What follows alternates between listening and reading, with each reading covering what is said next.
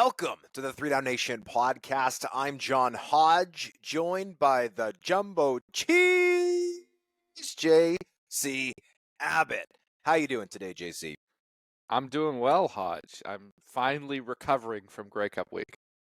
Yeah, it's like a several days long process. It really is. You have to catch up on your sleep. You have to get the adrenaline to stop flowing, which is easier said than done. Um, you also have to eat something that resembles a vegetable or maybe a lean protein, which is something that does generally not happen during Grey Cup week when it's all Timbits all the time.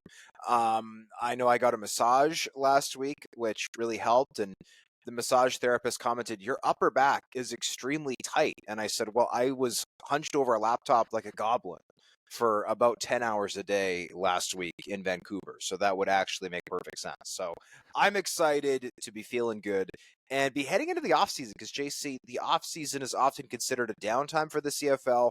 It certainly wasn't this past week. We're going to get into all of those details here as we discuss the BC Lions firing head coach Rick Campbell, The Edmonton Elks hiring Ed Hervey as their new GM. a handful of former Calgary Stampeders crapping on their old team, The Laval Rouge are winning yet another Vanier Cup. this year's Grey Cup streaker being fined $10,000, And the Saskatchewan Roughriders potentially going over the salary cap. But first, the CFL's quarterback carousel has already started spinning as the Calgary Stampeders acquired Vernon Adams Jr. from the BC Lions in a trade, and the Montreal Alouettes signed pending free agent Davis Alexander to a 3-year contract extension, with GM Danny Machocha calling him the future of the franchise. Hodge, which of these moves impressed you more, and what do they mean for other quarterbacks around the league? I think the move that is more impressive is the Calgary Stampeders finagling Vernon Adams Jr. out of BC. Now, we all know that the Lions had to trade VA. They were open and honest about that fact. However, there were other parties interested. There were murmurings that potentially Hamilton was a bit of a dark horse for Vernon Adams Jr. I think Edmonton certainly made a push for him. I had multiple sources indicate that. So to get a guy who is an MOP caliber player who can potentially help you reset the culture of that building, something that I think is much needed and can help attract some free agents to Calgary, I think is huge. We talked about it on this show last week. If you're a guy like Alexander Hollins, if you're a guy like Justin McInnes, these are players from BC who might say, yeah, I want to follow VA. I want to be a VA guy and follow him east to Calgary. I also think there's a chance that we see Eugene Lewis, a guy who VA remains very close with from their time together in Montreal, head south from Edmonton to Calgary as the Stampeders look to rebuild that receiving core for Vernon Adams Jr. for 2025. I think that there are lots of possibilities there, but I also don't want to discredit what the Alouettes have done here. They wasted no time at all putting their stock into Davis Alexander and did so, quite honestly, I thought for a reasonable price. This is essentially the Drew Brown contract that he got from Ottawa last year. The hard money, as reported by our own Justin Dunk, a little over $250,000 for 2025, with incentives carrying that to around the $350,000 mark. So I like this money level for the Alouettes. It provides them enough wiggle room that they can have a veteran backup for Davis Alexander, but it's clear that he is very much the guy in La Belle Provence. And I think if you're a player in Montreal, a fan in Montreal, or even Cody Fajardo, who might be the odd man out here, I think that getting clarity early in the offseason is much better than letting this languish for weeks at a time. I want to start with the Vernon Adams Jr. trade because I think there are a couple of different lenses to look at this one. First of all, from the Calgary Stampeders perspective, this is a slam dunk, an absolute victory for that franchise. In one fell swoop, they are acquiring a quarterback who, to your point, Hodge, is not only going to be a driving force potentially if they finally want to get actively involved in the free agent market, which has not been their trademark over the last number of years, but also is a top 3 passer in the league. And I think you could argue over the last 2 seasons, when he's been on the field and healthy, that Vernon Adams Jr. has been the most successful starting quarterback in the Canadian Football League. I don't think that is a ludicrous statement. The guy has put up numbers, he has been explosive, and he makes throws that only a handful of people in this league can make. You are getting a bona fide stud and a guy who has massively improved both on a personal level and on a professional level in terms of his performance on the field over his time in BC. On the flip side, the BC Lions here, I know there are a lot of fans out in my neck of the woods, Hodge, who were a little bit disappointed with the return that they got back for Vernon Adams Jr. They acquire 3 draft picks. They give up 2 draft picks. Essentially what it boils down to is they got an extra second rounder this year. They moved up 3 spots or 4 spots in the 4th round this year. And then next year they swapped a 3rd for a 2nd. So they move up around next year. At most, that's an 18 spot jump if everything was to go according to plan for them. And a lot of people, I think, were expecting more. I think the Lions had secretly hoped to get more. But I don't think the market for VA was what a lot of people expected. In order to get more, there had to be a true bidding war. And I think a lot of the franchises you mentioned, Hamilton, Edmonton, even Saskatchewan, yeah, they kicked the tires on VA. They did their due diligence. They wondered if that would be an option for them. But they also have guys internally that they believe can be the future going forward, right? Bo Levi Mitchell in Hamilton, the way he played down the stretch, that took the pressure off of that team from having to go after VA. Trevor Harris in Saskatchewan, they love him despite his age. That took the pressure off of going after VA. And in Edmonton, there's still a belief that Trey Ford can at least be a 1A or a 1B if you bring in him, or you bring him back and bring in a veteran backup again, then you've got a solid combination there, and he moves the needle in terms of butts and seats. We've seen that in Edmonton. So there wasn't a huge amount of pressure for any of those teams to go after VA strongly, and that left sort of a dull market where the Calgary Stampeders were the most significant bidder. And as a result, this deal gets done very quickly, and it gets done for not a king's ransom, but a reasonable sum. And I don't think the Lions got completely screwed here, right? If you look at it, that 2nd round pick, that's 9th overall in this year's draft, because Edmonton has already forfeited the 1st round pick. In any other year, that would be a 1st rounder. The Lions also likely going to forfeit their 1st round pick. That should move that pick up to 8th. So you've got essentially what is a 1st round pick in exchange for VA once again, plus some movement down the line in future drafts. It's solid. It's not fantastic. And I think that speaks to some of the other seats around the league and how things are shaping up there. I want to point out that previously on this podcast, JC, you and I argued. I said that VA would get BC a 1st round pick. You said it would not get them a 1st round pick.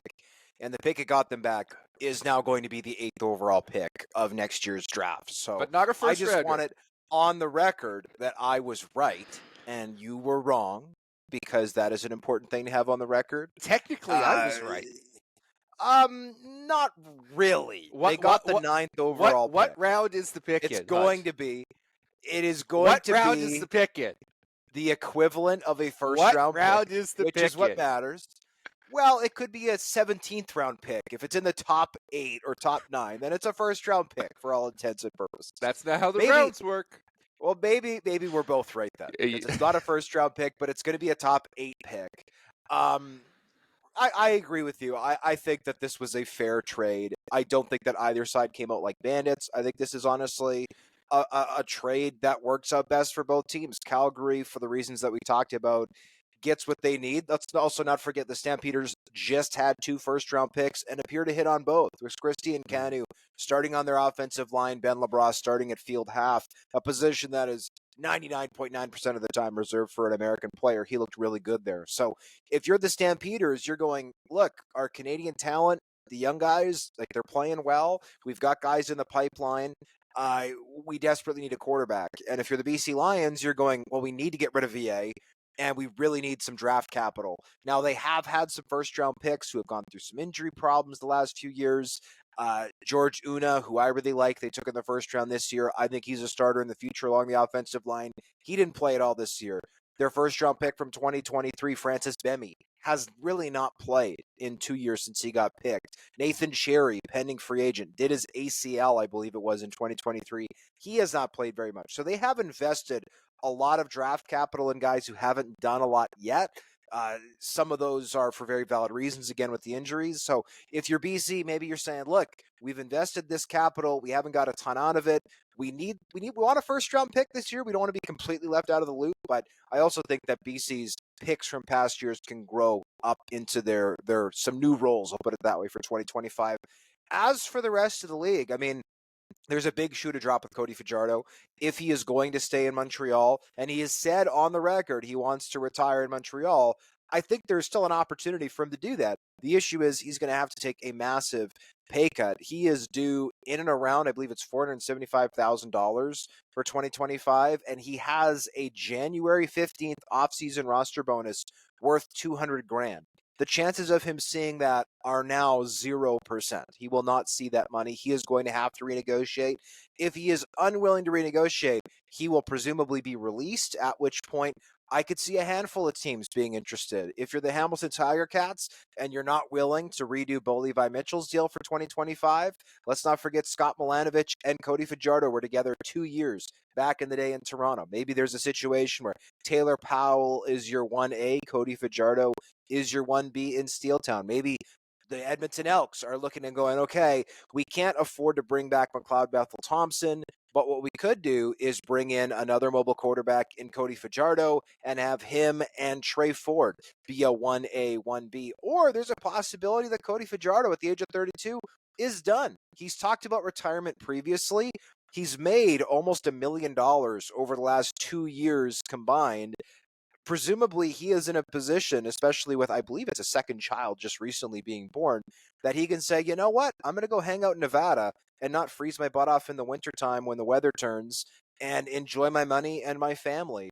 McLeod Bethel-Thompson, I think, is in a similar boat. His partner, Chinaka Hodge, no relation, is a high-ranking person in the television and film industry, working for companies like Disney. I don't think McLeod needs the money, is my point. He played for $500,000 with Edmonton this past year. Is he going to get that kind of money again? I'm not sure. I still see Trevor Harris re-signing in Saskatchewan. That's my prediction. I also predict Jake Mayer will be out in Calgary. I think that's clear with PJ Walker as the backup there now to Vernon Adams Jr. I think Mayer goes to Saskatchewan to be the backup to Trevor Harris, a guy 10 years older than him. I think there's a possibility for Mayer to potentially become the guy there. And then outside of that, looking at my notes, I mean, I think Ottawa's probably going to want a veteran backup. Reading between the tea leaves, Jeremiah Masoli, wonderful story, but did not play very well this past year. If I'm Ottawa, if Dustin Crum is not the guy to be the future, then I think maybe you want to look at is it worth bringing in, a Chris Streveler, potentially. Chris Streveler says that he wants to play. I asked him on Locker Room Cleanout Day last week, do you want to play next year despite the injury? He's also, by the way, expecting a child in January with his girlfriend who lives in Arizona. He said yes, he wants to play. So could Chris Streveler, maybe with BC needing a quarterback, follow Buck Pierce, who is likely to be the new head coach in BC? We'll talk about that more later in the show. But I think there's opportunities for Chris Streveler. And then for Winnipeg, I asked Kyle Walters yesterday, do you want a veteran like Chris Streveler as your backup, or with Zach Collaros potentially going into the last year of his career in 2025? Do you want somebody younger in that spot? And basically he said, we don't have an offensive coordinator right now, and that is for that person to decide. So at the end of the day, JC, these are two big seats to fill on the CFL quarterback carousel. but there are a bunch of other moving pieces. It's kind of like a game of musical chairs. There's a couple of chairs that have come off the board, but there are still many available. There are probably, however, more butts than there are seats. There will be some people left out of this musical chairs game. And so if you are a CFL quarterback, I think you're probably, with these two spots being filled now in Calgary and Montreal respectively, probably best off to try to find a seat as quickly as you can to make sure that there is not a limited number of seats where you don't end up getting one. I'm fascinated by the decision-making process that will happen for these veteran former starters turned backups and where they will rank the potential destinations for them. A guy like Cody Fajardo, and first of all, kudos to the Montreal Alouettes for making a bold move. This is a brutal business. Cody Fajardo just got them a Grey Cup 2 seasons ago now, but he is likely going to be out here because as much as he said on the record he wants to retire in Montreal, the other thing he said on the record, Hodge, was, I don't want to be in a situation where I'm not the starter and I'm looking over my shoulder and I'm not certain of my job. Well, he's not going to be the starter in Montreal. It's pretty clear that that will be Davis Alexander. So he's going to have to make a choice between those two statements. And if he goes to the open market, well, you look at some of the teams that you mentioned that might need help from a guy like a Fajardo or a Jake Mayer or a Jeremiah Mazzoli or even a Nick Arbuckle, and you go, would I rather be in a place like Montreal or Edmonton where we've got an unproven young guy in Alexander or Trey Ford taking the reins for the first time potentially for a full season and looking for him to stumble? Or would I rather be in a place like Saskatchewan where Trevor Harris is unquestionably the guy, but he's 39 years old. He's missed significant time with injury in each of the last 2 seasons, and I can reasonably expect to be on the field at least a little bit for the team that season and potentially set myself up in a year from now to take over if Harris finally does decide to hang it up. Which of those situations will be more attractive to those guys and what those teams value in terms of bringing in their backups, I think is going to be a fascinating dynamic to watch over the course of this offseason. The BC Lions fired head coach and co-general manager Rick Campbell this past week, citing the failure to succeed with all the resources owner Amar Doman made available. Ryan Rigmaiden was also announced as the team's new GM, with Neil McAvoy moving into the role of VP of Football Operations. JC, do all these moves make sense to you, and do you think it's a foregone conclusion that Buck Pierce will be the club's new head coach?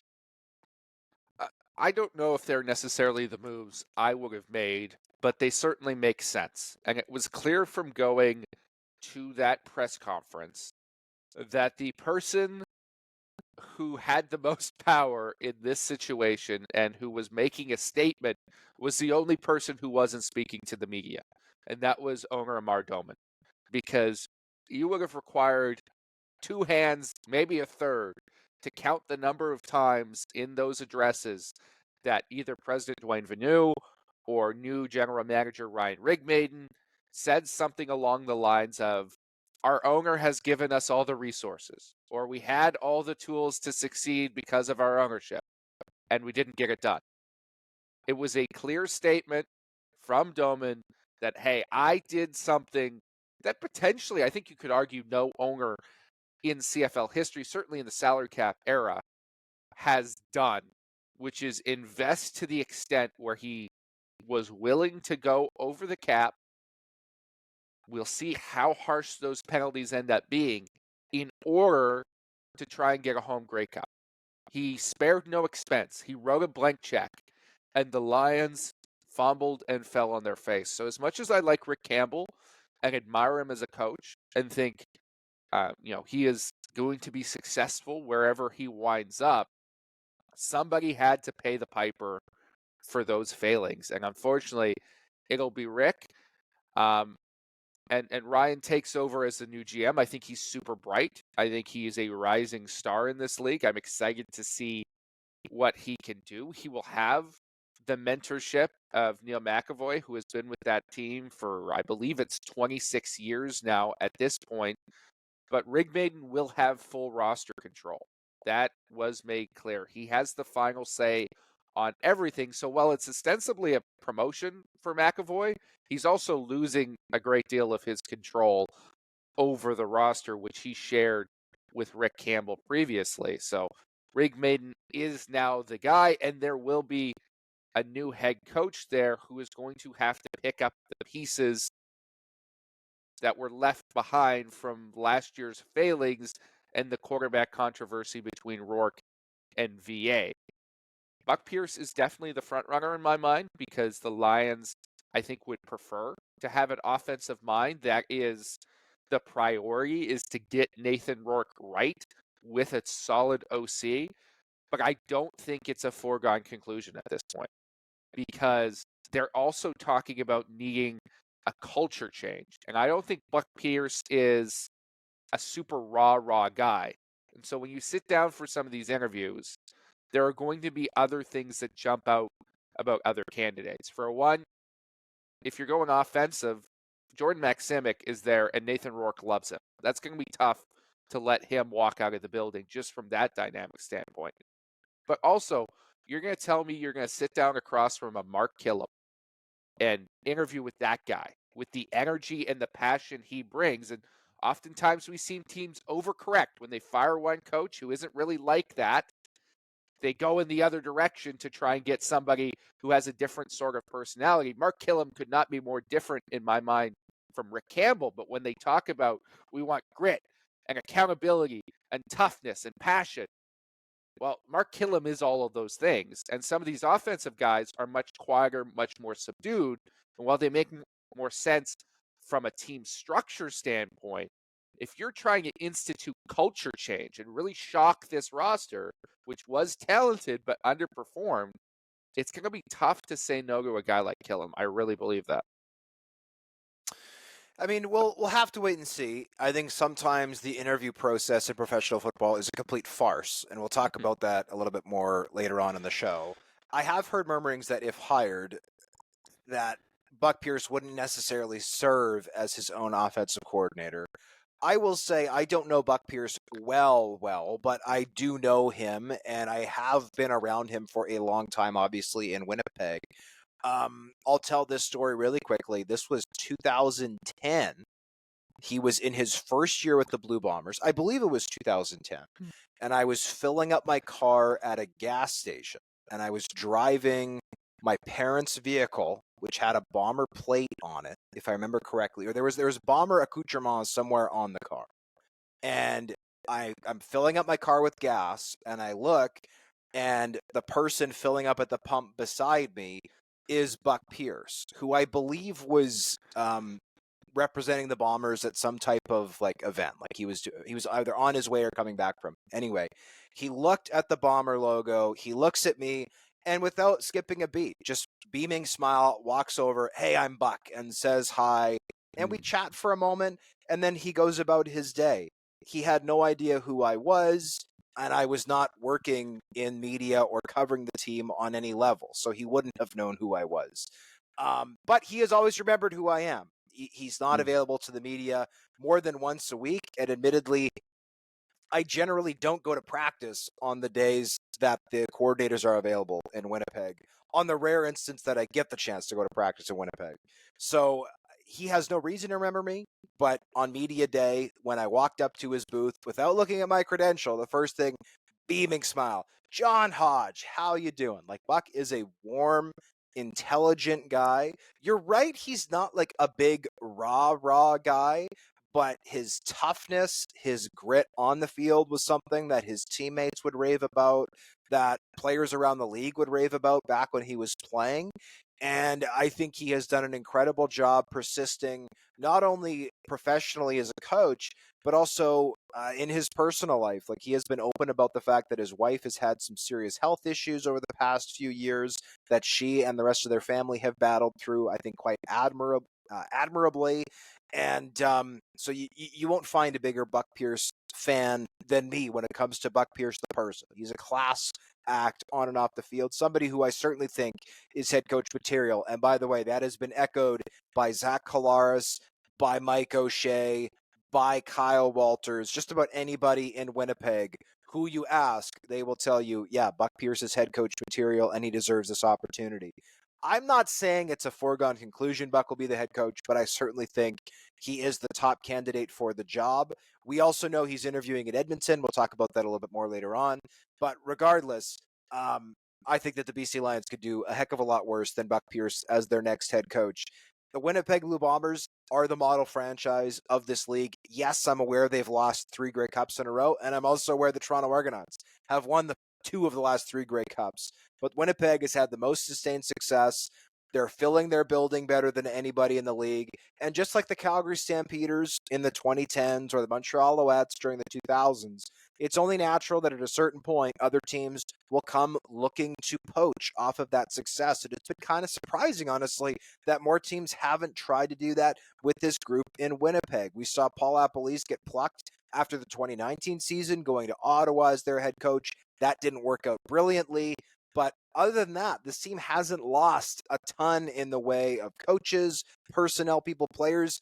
I talked to Kyle Walters at his end of season media availability this week, and he said it was nonsensical to him that assistant general managers Ted Gavaya and Danny McManus, who have been with him the entire tenure he's been in Winnipeg as the GM, that they haven't been hired anywhere else. Like he thinks it's nonsensical that they are not already GMs. So I think that this is an opportunity Buck Pierce certainly deserved. And I'll say this, I think it's an opportunity that Ryan Rigmaiden deserves as well. Ryan Rigmaiden has been in and around professional football for 20 years. He is known as a top talent evaluator.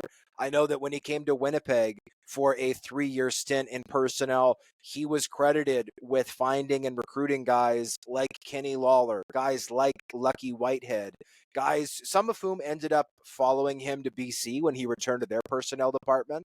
And he's obviously found a litany of guys out on the West Coast for the BC Lions as well. So I think having, let's say, one hand on the steering wheel instead of 2, like the old system with 2 co-general managers, is probably better.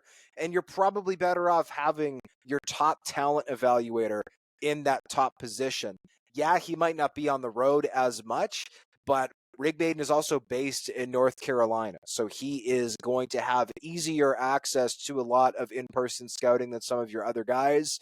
And depending, we don't know exactly who's going to be filling out the rest of that organization, or at least how those responsibilities are going to be divvied up. But I don't think it's a bad thing to have your GM be a shrewd talent evaluator. That's for sure. And for the record, Rick Maiden did say that his plan is to be in Vancouver for 6 months out of the year, and the other 6 months to be based out of North Carolina and on the road scouting in person. He's not going to take what he does best off his plate because he's the GM. He's going to continue to make that his focus. And with McAvoy as the VP of football operations, that gives them an experienced hand in the building year round to make sure that all those operations go smoothly.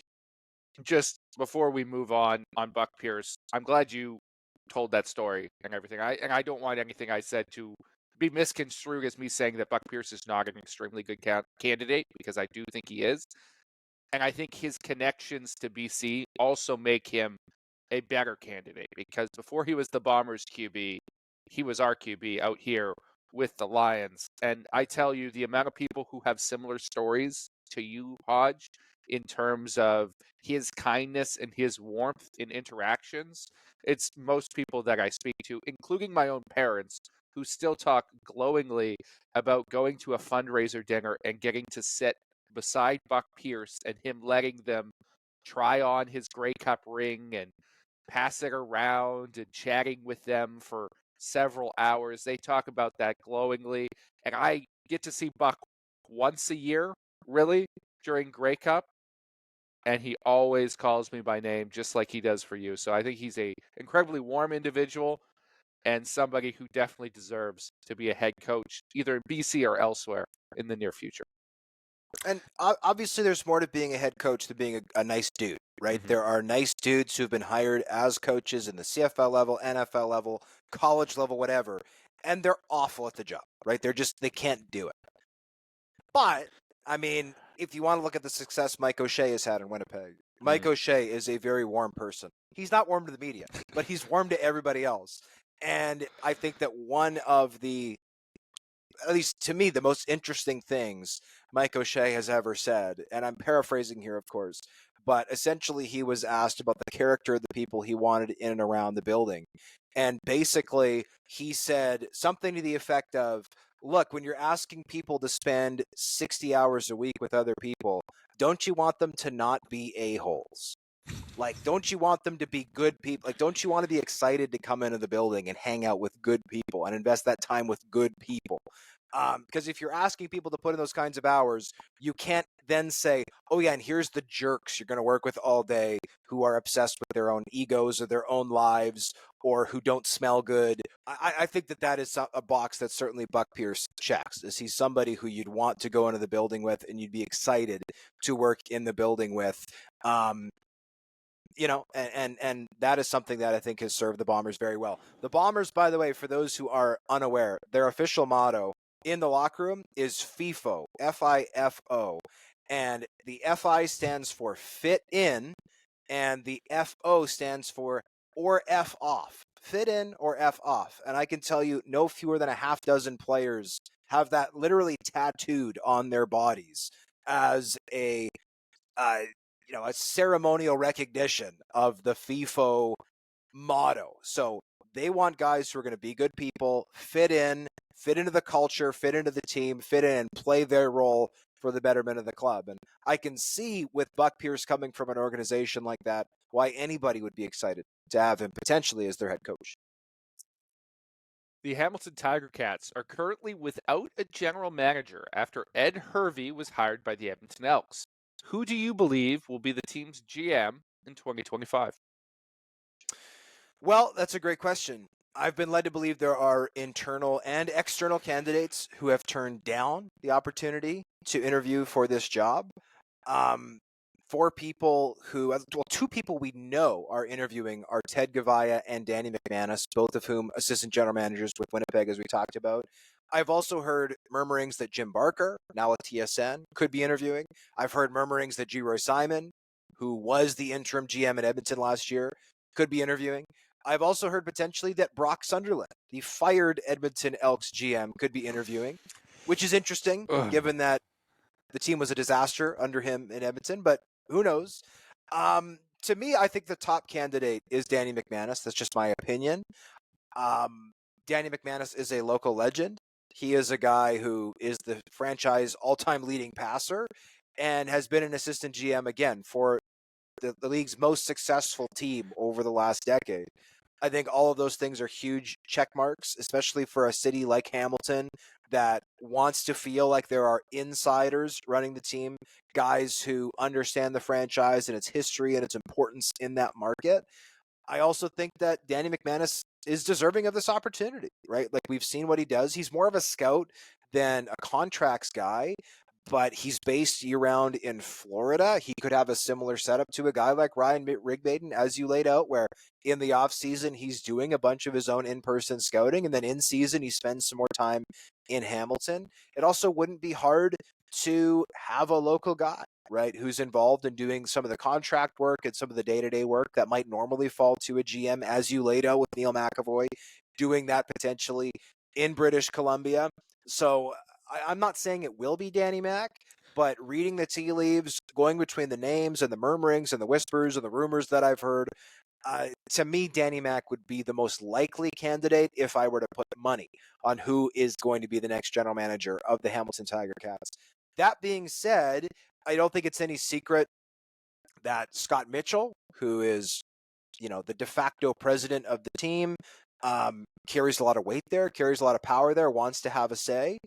He is obviously an incumbent. I believe he's now officially a minority owner of the club, or at least has a share of the club's partner, ownership. I believe is his official title. That, I believe, is his official title. So whoever takes over that job, obviously, like normally you're reporting to a president. In the case of the Tiger Cats, that is Orlando Steinauer, the team's former head coach. You're also reporting to Scott Mitchell, from what I understand, directly or indirectly. So that changes things, I think, a little bit for Hamilton as a bit of a unique market. That being said, I still think there are lots of people who are excited about the possibility of getting this job. When you become a head coach, or pardon me, when you become a GM somewhere, your first two priorities are, okay, let's hire a great head coach and let's find a great quarterback. Well, Scott Milanovich is a good head coach, and you've got a reigning MOP candidate as your quarterback right now. Yes, there's maybe a bit of a contract dispute between Hamilton and Bo Levi Mitchell ongoing, but there are parts of this job, is the point I'm trying to illustrate, that I think are very attractive for any GM. This is not a rebuild. This is a tweak, right? This is a situation where you've got a great offensive line. You've got a good quarterback. You've potentially got the next quarterback even in Taylor Powell. So there's not a ton of heavy lifting to do here. And I think that makes this job a little bit more attractive than it otherwise might be. To me, if you don't hire Danny McManus or Ted Gavaya as your GM, and potentially, I don't think it's, maybe there's a scenario where you can get both of them, considering how closely those guys work together or have worked together in Winnipeg in some capacity. Those guys are slam dunk hires, in my opinion. Whoever gets that GM job, they will be immensely successful. I have a tremendous amount of admiration for what they've been able to accomplish as scouts and talent evaluators. And it should be noted, I know we're going to touch on this a little bit in the 3-minute drill, Wally Buono consulting for the Ticats in this GM search. He was very high on Ted Gavaya the first time around in Edmonton. Certainly, I'm sure he would be high on him again, and high on McManus, those type of guys as a GM candidate. As for the name that you mentioned on the back end, the surprising guy who we're hearing whispers about in Brock Sunderland, that's a complete no-go for me. What he did to that Elks franchise, we'd like to pile on Chris Jones for the last number of years, and I think some of that is fair, but it started with Brock Sunderland, right? And Chris Presson as the president there. That's where this franchise truly went off the rails and where they began to suffer. I don't know. What do you think would be Brock Sunderland's first move as general manager as the Hamilton Tiger Cats? Take Pigskin Pete and shoot him in the head or something? All he does is kill internal cultures and send beloved figures out the door. So I would not touch him with a 10-foot pole. I would look at people who have proven track records of success and deserve bigger opportunities. I think if you're the Hamilton Tiger Cats, let's talk about the Winnipeg guys. I don't think you get both Ted and Danny because I believe they're both under contract in Winnipeg in 2025, and I don't think there's any chance the Bombers let you make a lateral move to go to another team. That being said, Cyril Penn, who has been working with Ted and Danny for the last number of years in Winnipeg, based in New York, his official title is Assistant Director of Player Personnel. I think you could certainly try to pluck Cyril for a promotion, whether you hire Ted or you hire Danny if you're the Hamilton Tiger Cats. And Cyril, I mean, like Kyle Walters talked about this at his media availability on Tuesday, there's not a lot of internal candidates anymore. Like teams with the operations cap have small staffs, and so it is hard to find people who are kind of up and coming or who have experience and have been working hard as of late. And Cyril would certainly be on that list of, again, a relatively short list of people who could, be that guy or be ready for some upward mobility as someone who's young, smart, wet behind the ears, all of that good stuff. I'm also interested, I haven't heard Kyle Carson's name attached to this. Kyle Carson, assistant general manager in Saskatchewan, has a sterling reputation when you talk to people around this league. I've not heard his name floated in Hamilton, but it is possible that he is interviewing as well. So I'd be excited to hear about that possibility as well in Steeltown. The Edmonton Elks hired Ed Hervey as their new general manager last week. What did you make of his opening press conference? And do you think it's a foregone conclusion that Rick Campbell will be his head coach? I do think it's essentially a foregone conclusion that Campbell will be the coach, and there's a few reasons. One is the history of these two people. I mean, Ed Hervey hired Rick Campbell 4 years ago in this exact same job. Also, the criticism of Rick Campbell is that he's a little boring, a little bland, maybe. Melba toast. Yeah. That being said, if there was ever one place where boring is appealing, it is Edmonton post Chris Jones era, right? If you could just have a team that doesn't cut 7 guys and sign 8 new guys every week and has these wild and eccentric characters across the board and has these erratic games where they win by 30, then lose by 50 and whatever. Like if there was ever a place where just steady on the wheel is appealing, it is right now at the Edmonton Elks. And Rick Campbell is nothing if not consistent, right? I mean, his team literally went 9-9 last year. What more could you ask for when it comes to consistency? He consistently makes the playoffs. He is again, not a big personality, but a guy who is reliable, who you can trust, who has a ton of experience. And so I think he is a very good fit for the Edmonton Elks at this point. Because right now, I think any Elks fan listening to this podcast would say 9-9 and making the playoffs every year. Sign me up for that, right? like this team has not made the playoffs since before the pandemic. So I think that's appealing. As for Hervey's introductory press conference, I wrote off this. I thought it was wild, like wild. I kind of loved it. I was also kind of disturbed by it. It was like a horror movie. It was really like a horror movie. And I'll give Hervey credit for this. He is known in media circles for being a guarded, protected, kind of, distrusting guy. Like, he does not want to open up. He does not want to give great quotes. He absolutely did that here. And he used his introductory press conference to do two things that are actually kind of opposite when you think about it. But on the one hand, he openly threatened dissenters who weren't going to buy into the team's new image, right? He basically said, for our existing players, understand that we are under new management. Do not come to training camp out of shape. And then he also said, and if you're unhappy with your role with the team, come to my office and I will send you home. I will just cut you because we don't want you, which is kind of a wild thing to say. On the other hand, he also openly courted free agents, saying, quote, the water is warm, close quote, in Edmonton. So on the one hand, it's like, screw you. We are doing it our own way and all dissenters will be fired. But then he was also like, but we're a great organization. And if you're not part of our team, you should want to be. Which, again, is kind of a wild thing to say, but I kind of also respect it. It was bold, it was honest, it was heartfelt, it was fiery. And for a guy who has now earned a 4th GM job, because let's not forget, he got fired in Edmonton in 2018, fired from BC, well, supposedly mutual, blah, blah, blah, but ultimately fired in BC following, I think it was amid the pandemic in 2020, and then I guess not fired in Hamilton, so I guess twice fired, 3 times departed. But regardless, this is his 4th GM job, and he is not messing around.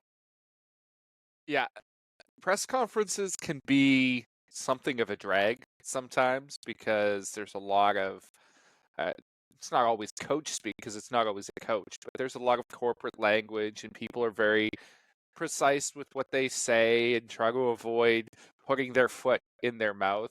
The last 2 press conferences that the Edmonton Elks have held have been an absolute joy to watch as somebody who has to do that for their job. First of all, Chris Morris comes in as the president and essentially gives a locker room halftime speech to fire up the masses, just like he would at the University of Alberta.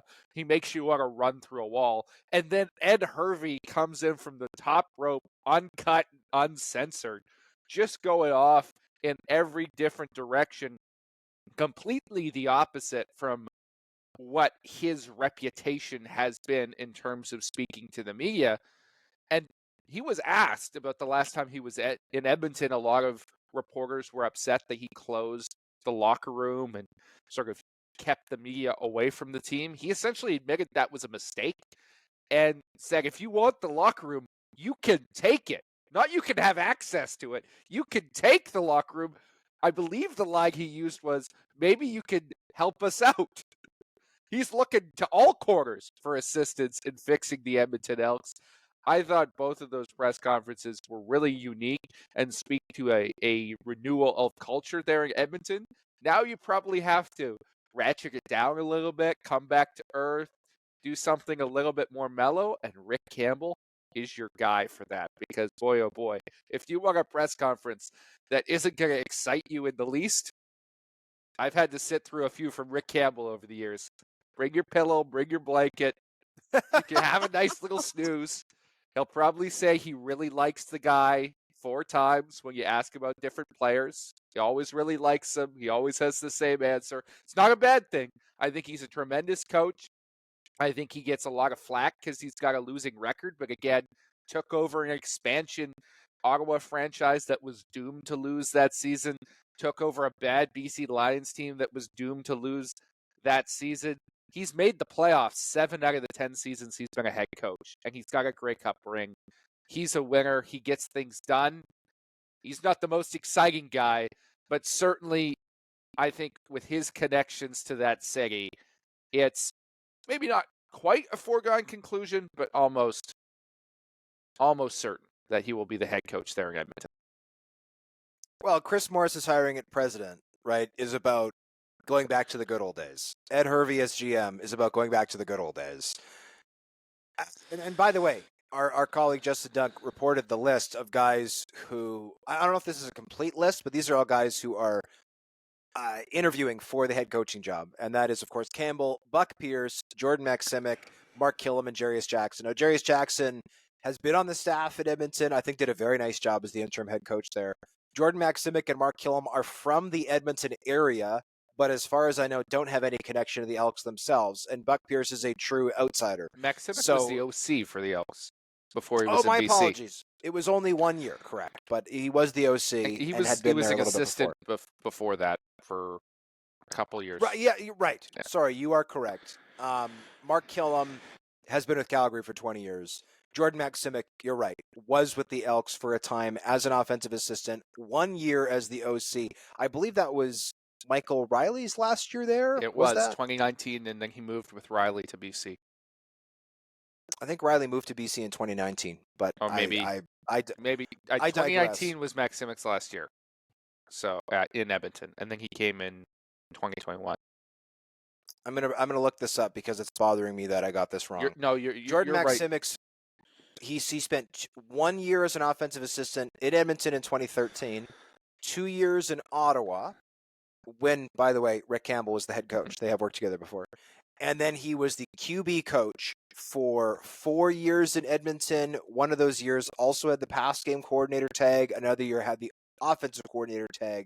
Then in 2020, he moved over to BC. So I apologize. He is from St. Albert, Alberta, a town that is wildly named. I don't know if there's a St. Sask, Saskatchewan, or St. BC, but St. Albert, Alberta.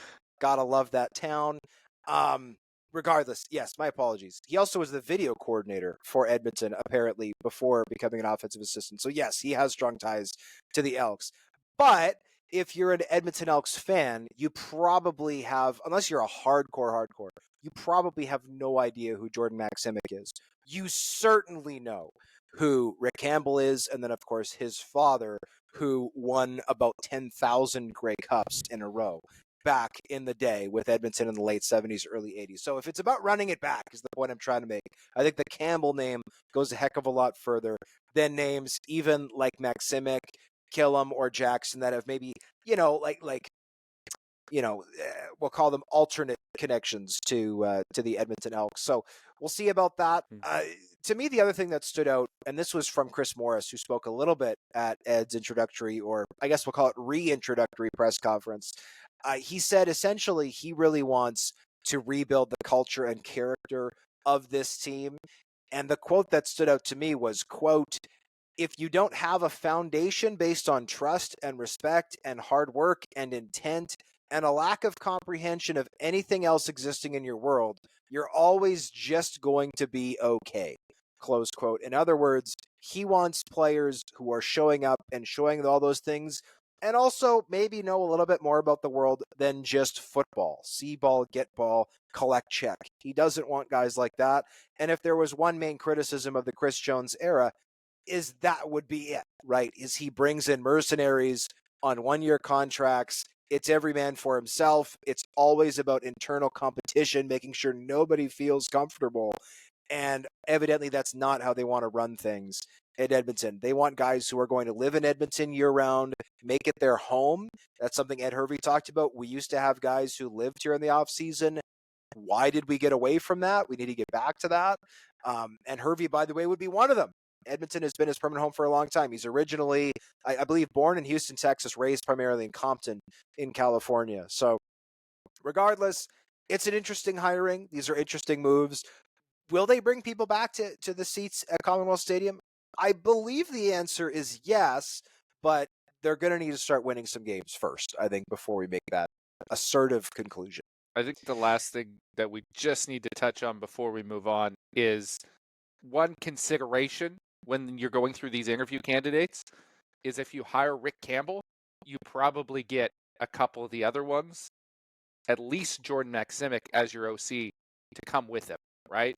So you're not losing out on that guy. You're just getting him in addition to Rick Campbell. I know I've seen a bunch of rumors about Mark Killam as well. I can't speak to the validity of that. But if you get Campbell and Maximic, that's the start of an exceptional coaching staff. And you add a couple more key pieces, some of the names that have been floated out there that Campbell might attract. I think you are doing a complete 180 in terms of that staff. I think you could really build something with the pieces he would bring in. Yes, it's rumored that JC Sherritt could be the defensive coordinator there. He did a very nice job under Corey Mace in Saskatchewan this past year, and obviously, again, fits the bill of a guy who Edmonton fans would know. He was a most outstanding defensive player with the Edmonton, then Eskimos, now Elks, not that long ago. Like JC Sherritt's still a young coach, so he's somebody who I think could do great work there. One thing I will say, and this is part of the reason why I see this as a bit of a farce, like Rick Campbell interviewed for the head coaching job in BC with Ed Hervey 4 years ago, and they're interviewing again. What could you learn about Rick Campbell that you don't already know? He's literally done this job for 10 years already.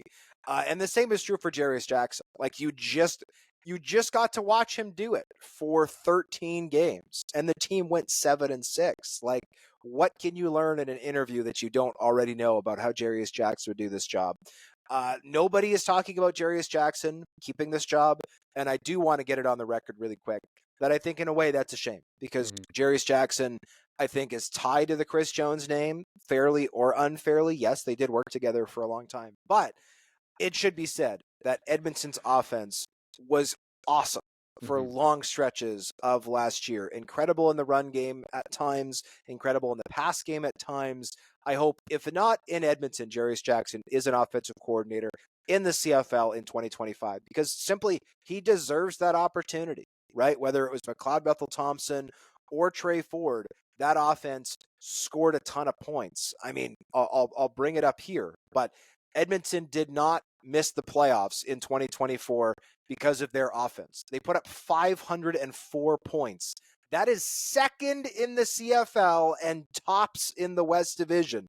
The problem was they allowed 500 points, which is the third worst in the CFL, second worst in the West Division. So this team offensively did not have problems. And I think Jarius Jackson deserves another job for that reason.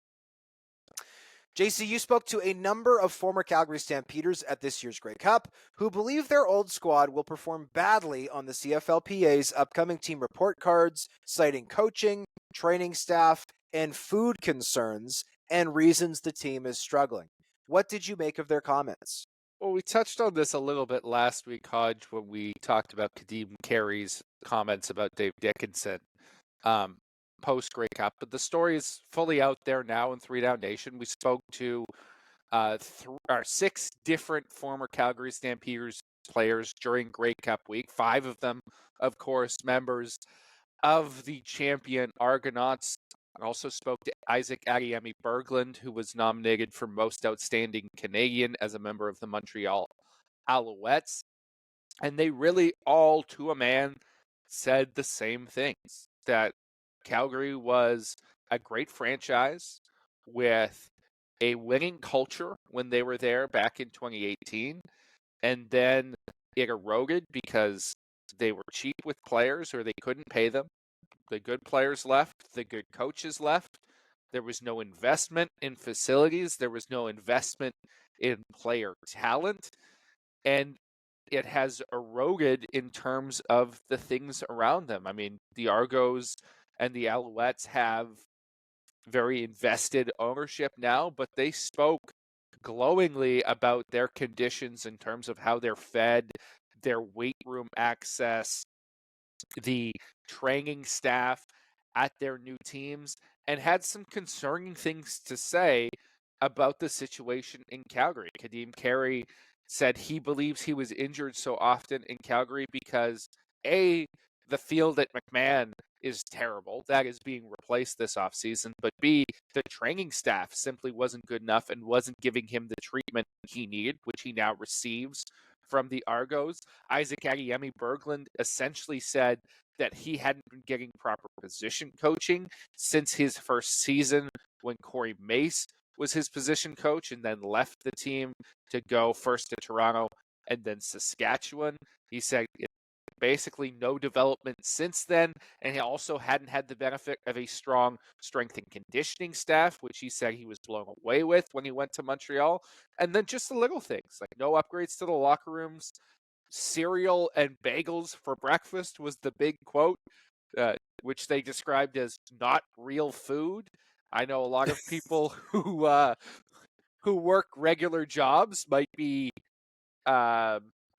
bemoan the fact that players are complaining about the fact that they weren't getting fed properly when most of us, have to buy our own lunches and buy our own breakfast before we go to work. But these guys are putting in long hours. Their bodies are their tool for work, and it's up to the teams to provide the stuff that they need in order to properly fuel that, especially when you're coming into the office early in the morning. Those types of resources to be able to have the food you need to be there for those early morning meetings or be there for those film sessions and not have to worry about getting proper nutrition for your body as a professional athlete, that matters. And there are other teams delivering on that promise. The Calgary Stampeders right now are not. Well, and yeah, I get that some people might be rolling their eyes being like, well, I want a free hot lunch at my work every day. I don't get it. Well, let's remember that CFL players operate in a world where their earning potential is greatly limited, right? Teams are forced to adhere to a salary cap, and every dollar a player makes is just a dollar that another player cannot make, right? Like this is a strictly budgeted league.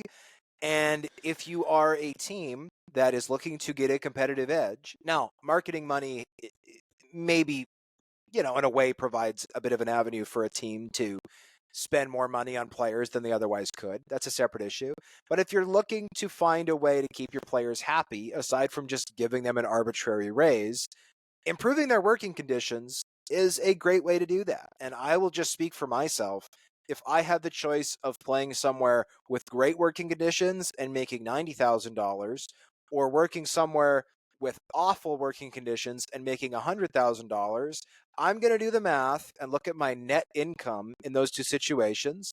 And I'm going to say, I'm going to take the great working conditions all day long. And I think most people, honestly, are in the same boat with me, right? Like, why would you ever want to work somewhere where your working conditions are terrible, right? Nobody likes packing a lunch, especially when you're a professional football player who is eating 4,000 to 5,000 calories every single day to try to maintain your physique. And these are relatively inexpensive ways for teams to potentially, arguably, gain a competitive advantage when it comes time to recruit free agents or renegotiate contracts, right? If I'm a player who knows they can get a little more elsewhere, but like, oh man, I'm going to have to give up all these relationships I have. I'm going to have to give up, all these working conditions. I'm not going to have this amazing trainer who's actually listening to what I have to say and finding ways to get me out of pain, get me back on the field.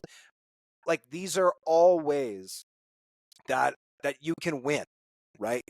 They're maybe not the biggest factor in the world, but they're ways to win. And something I thought was really well done, JC, in your articles, I think a lot of people just assume that MLSE in Toronto does not support the Toronto Argonauts. And I've had conversations with people off the record who have indicated that that's not at all the case. And I like that your article illustrated that as well on the record, because yeah, MLSE does not consider the Argonauts to be on the same level as the Leafs or the Raptors. I think we all know that.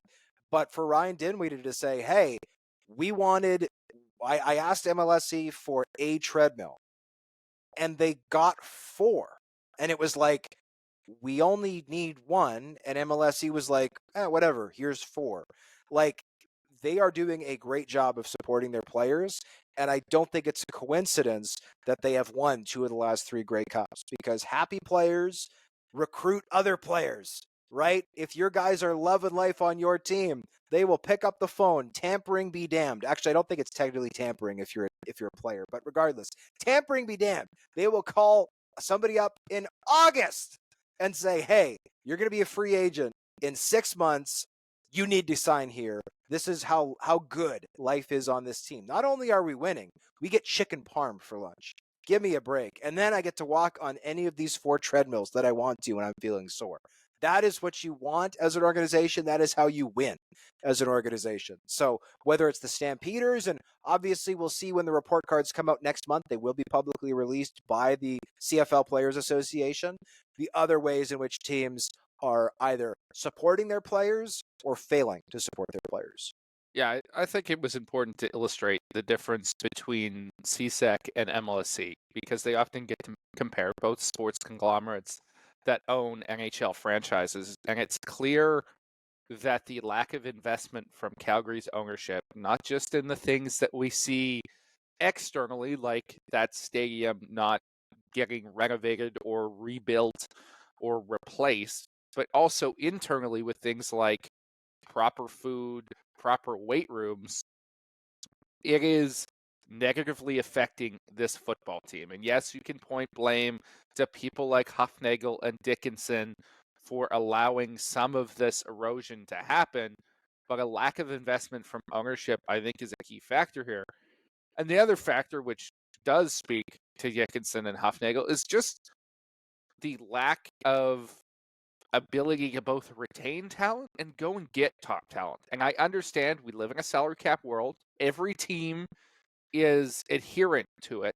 And the Calgary Stampeders have often used that as an excuse as to why they can't overpay to keep somebody, or why they can't go out and get a top free agent. They've been immensely averse to being involved in the free agent frenzy.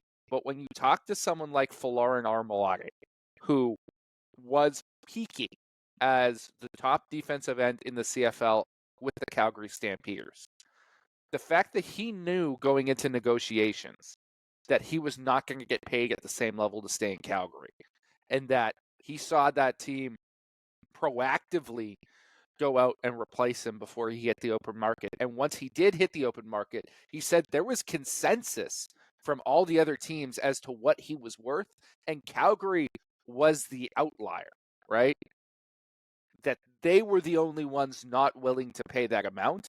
And they've also been the only ones that haven't gone out and made bold moves. This Vernon Adams Jr. trade might change that. But in the past, he pointed to Jake Seresna this year for the Argos, right? That was a 16-2 team with a tremendous defensive line, but they didn't win. So the Argos go out, trade for Jake Seresna, bring in another highly paid, highly talented piece. The Calgary Stampeders have not made moves like that, and they've used the salary cap as an excuse, but as someone who doesn't see all the numbers and isn't doing the auditing, you look at their talent level And then you look at other teams' talent levels and you wonder, well, who are they actually paying? Because these teams have a lot more bodies, a lot more all-stars from Calgary on their roster. They're not abusing the salary cap. They're making it work, and somehow Calgary is not able to get it done. That, to me, speaks to some things that need to change in that front office. The Laval Rouge defeated the Wilfrid Laurier Golden Hawks to win this year's Vanier Cup 22-17, despite not scoring a touchdown in the game. The Rouge have now won 12 Vanier Cups since 1999, which is an incredible clip. Essentially half of the championships over that 25-year period have ended up at Laval. JC, what did you make of the game?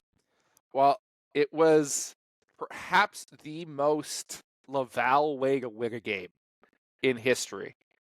Strong defense, just consistent offense with no turnovers, pound it down, matriculate the ball down the field, and then kick 6 field goals and win with your kicking and your punting. Philip Forteza was the Vanier Cup MVP as the kicker and punter for Laval. He sets a new Vanier Cup record with those 6 field goals, but I also think his punting was underrated, right? They got a pair of safeties surrendered in that game because of how he was able to position that ball, a deserved MVP from a position that almost never gets that recognition. And U Sports records are a little bit scarce, but he has to be the first kicker to have ever won Vanier Cup MVP. I'd love somebody who has greater knowledge of old school U Sports to produce that fact, to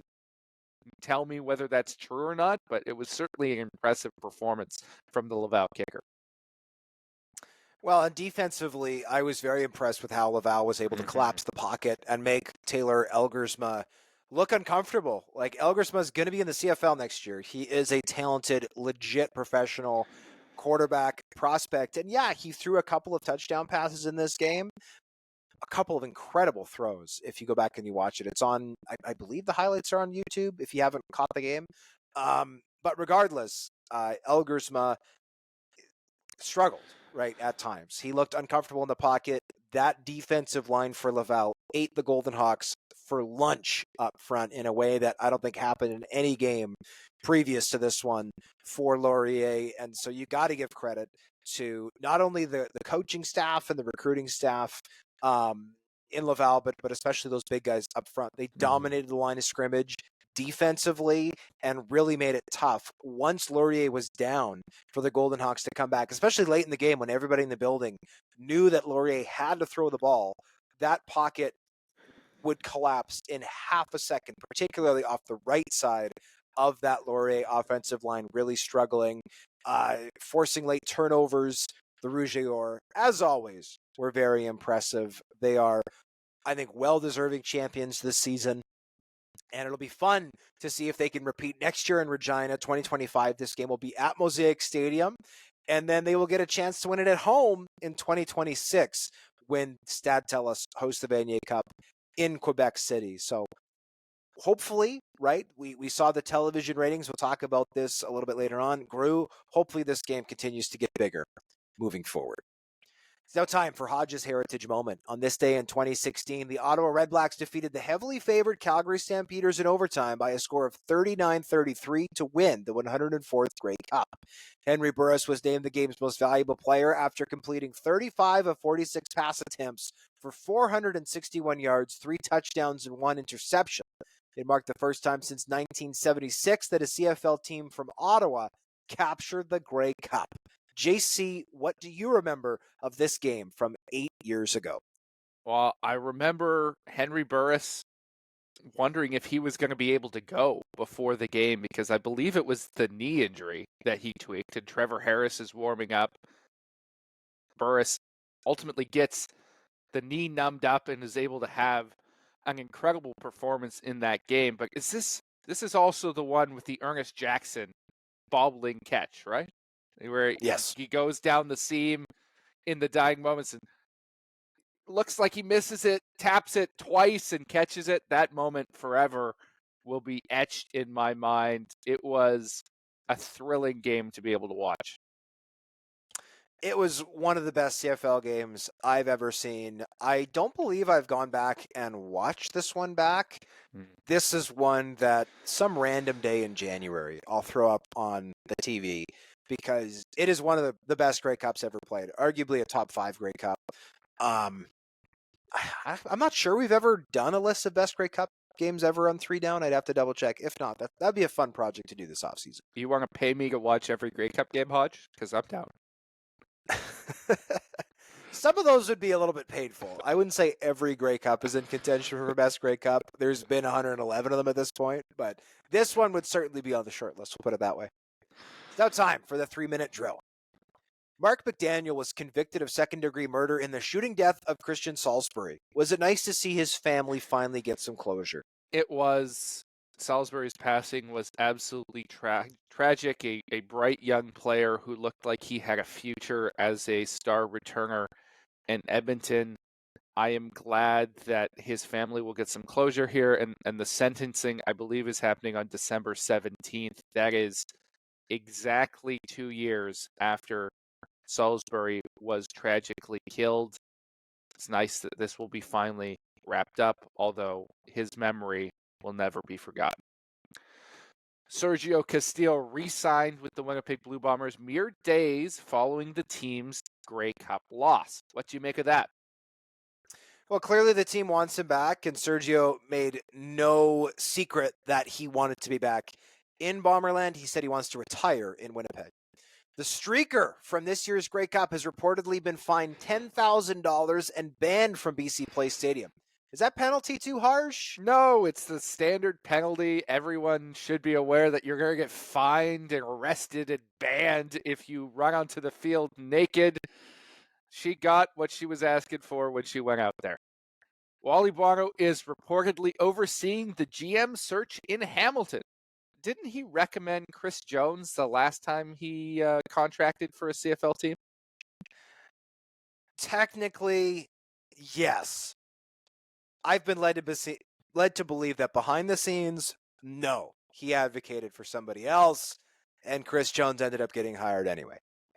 Edmonton Elks punter Jake Julian worked out for the Denver Broncos last week. Do you think he's NFL material? Yes, absolutely he is. This guy shattered John Ryan's single-season punting record in the CFL by over 3 yards. Get this man south of the border for an NFL team. He'll make an impact.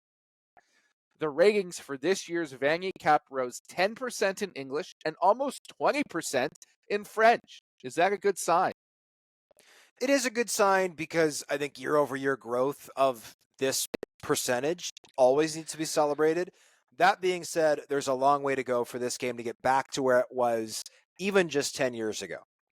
Jeremy O'Day says the Riders will be close to going over the salary cap. Are you taking the over or the under? I'll take the over, but fans need to remember, this is a soft cap, up to $100,000. It's just a dollar for dollar fine. It's not a big issue, and several teams go over every year. I'm sure the Riders will be a little bit over, and in that category, that's where I'd place my money.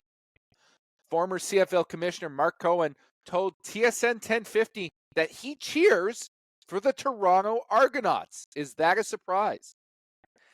I mean, he was raised in Toronto, so no.